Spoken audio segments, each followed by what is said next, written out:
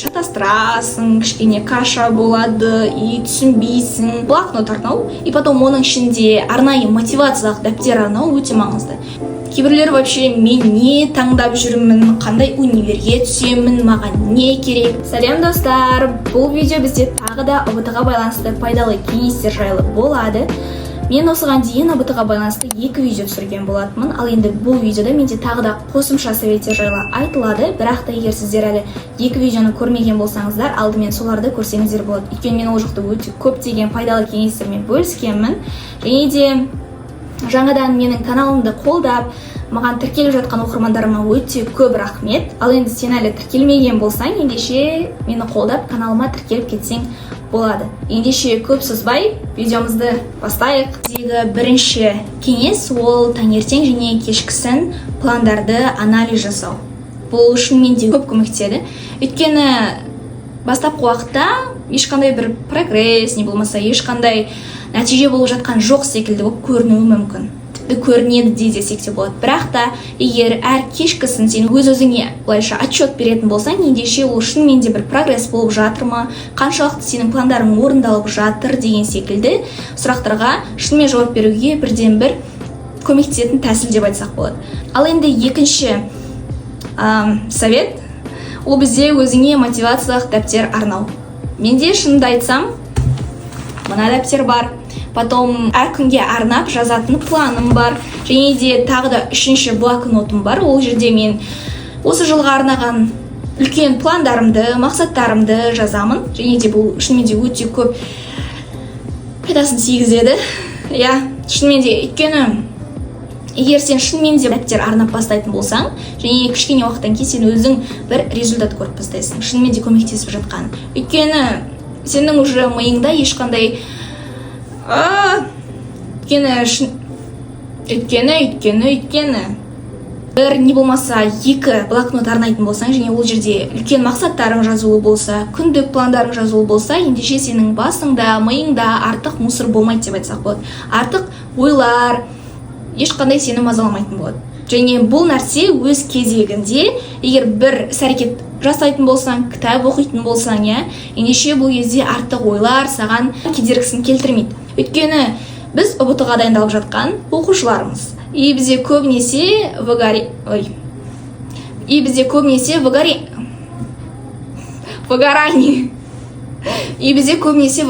болады. Не болмаса депрессияға түсіп кетеді кейбіреулер. Менің болашағым қалай болады, қандай мамандықты таңдаймын деп әлі түсінбей жүрген адамдарда, оқушыларда бар. Так, үшінші совет.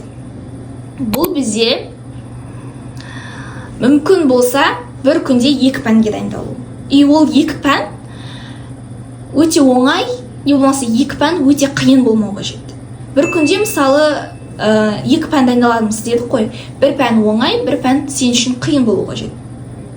Ну, в основном ең қиын деп санайтын пәніңді таңдауың қажет. Мысалы, менің жағдайымда ағылшын және дүниежүзі тарихы бейімдік пәндерден. Совет ол менде жаңа айтып кеткен советке өте қатты тығыз байланыста. Өйткені мысалы кейбір оқушылар бар, бір айда бір пәнге дайындалады. Екінші айда екінші бейімдік пәнге дайындалады деген секілді. Мысалы, мен өзімді мысалға келтіретін болсам, мысалы, бір ай дүниежүзі тарихына дайындалам, екінші ай ағылшын тіліне дайындалам. Бірақ та в чем смысл?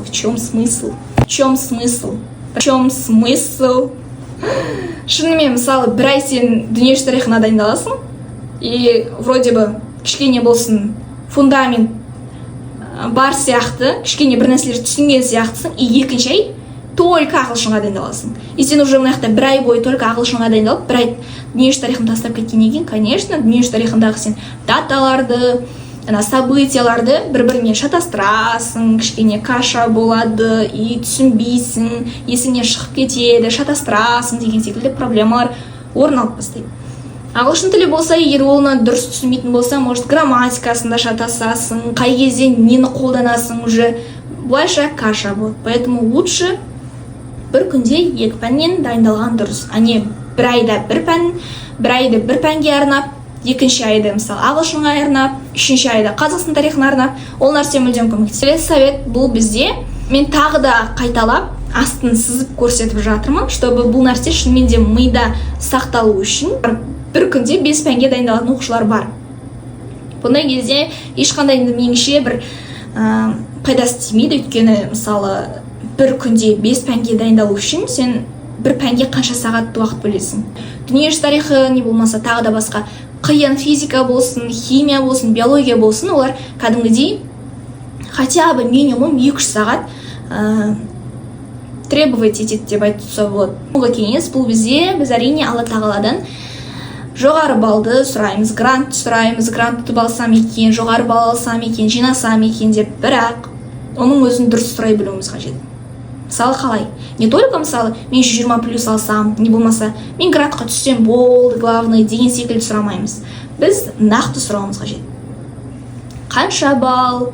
Мысалы, дүниежүзі тарихынан қанша бал алуың қажет, бейімдік пәндерден кемінде қанша бал жинауың керек деген секілді. Менің шабытымды аша көр.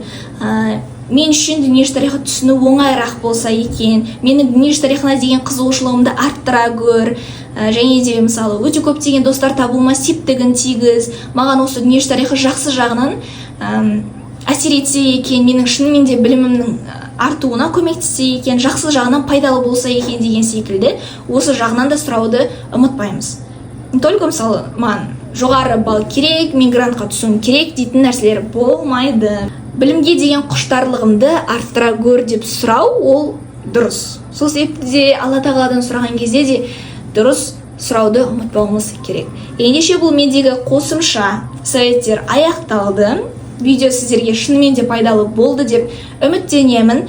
Кішкене осы советтерді алу үшін әртүрлі жерлерден осы советтерді полный бір жинап бір видео түсіру үшін мен сайттардан кейбір пайдалы болады ау деген кеңестерді теріп алдым десем болады. Және де өзімнің experience деп айтайын, өзімнің опытымнан да жинаған сол кішкене советтерді, кеңестерді алып сіздерге айтып жатырмын. Және де бұл шынымен де өте көптеген септігін, пайдасын тигізетініне сенімдімін және солай үміттенемін. Ендеше сау болыңыздар, менің каналымды қолдап, лайк басып, комментарий қалдырып, және де тіркеліп кетуді ұмытпаймыз.